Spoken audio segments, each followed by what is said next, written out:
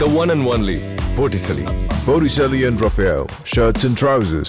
எந்த ரகசிய தகவலிலும் சமரசம் செய்து கொள்ளவில்லை என்று அமெரிக்க அதிபர் டொனால்ட் ட்ரம்ப் தெரிவித்தார்.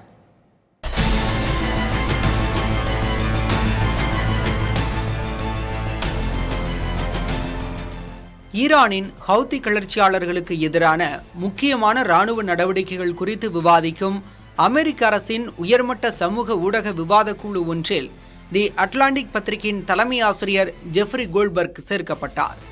தற்செயலாக நடந்ததாக கூறப்படும் இந்த சம்பவம் அமெரிக்காவில் பெரும் அதிர்ச்சியை ஏற்படுத்தியது. உலகம் முழுவதும் நகைப்புக்குரிய செயலாகவும் மாறியது.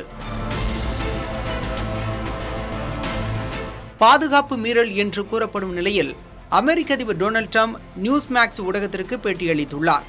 அதில் தேசிய பாதுகாப்பு ஆலோசகர் மைக் வால்ஸிடம் பணிபுரியும் கீழ்நிலை ஊழியர் ஒருவர்தான் ஜெஃப்ரி கோல்ட்பர்க்கை தவறுதலாக குழுவில் சேர்த்திருக்கலாம் என்று ட்ரம்ப் தெரிவித்தார். அந்த குழுவில் எந்த முக்கிய பாதுகாக்கப்பட்ட தகவலும் இல்லை என்றும் குறிப்பிட்ட நபரை சேர்த்ததால் எந்த பிரச்சனையும் இல்லை என்றும் அவர் தெரிவித்தார்.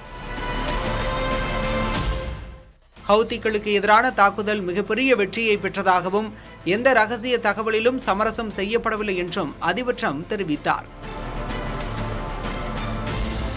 ட்ரம்புக்கு சொந்தமான சமூக ஊடகமான சிக்னல் செயலியில் ஹவுத்தி பிசி சிறிய குழு என்று பெயரிடப்பட்ட விவாத குழு உருவாக்கப்பட்டது.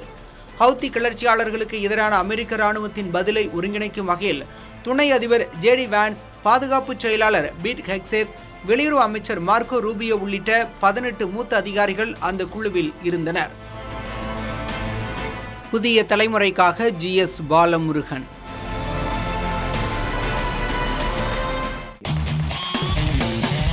பார்ட்டி வேர்னாலும் I prefer Botticelli. எங்க இருந்தாலும் நம்ம ஸ்டாரா தெரியணும் இல்லையா? வெரைட்டியான கலர்ஸ், நியூ டிசைன்ஸ், அதுக்கு மேல star look. The one and only Botticelli. Botticelli and Raphael, shirts and trousers.